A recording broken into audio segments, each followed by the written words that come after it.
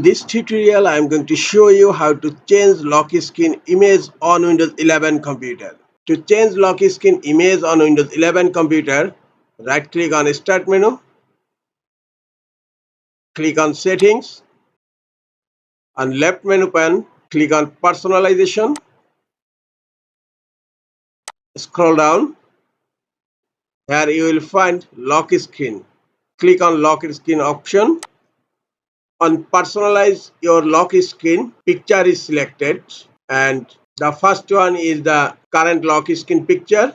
If you want, you can select from recent images or click on drop down menu here. You can select Windows Spotlight.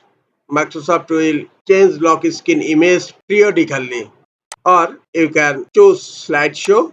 You have to add a folder here with several images. Click on browse and then select a image folder from your computer and it will change lock screen image periodically, or you can select a static picture. Click on picture. To add a picture, click on browse photo and select the image.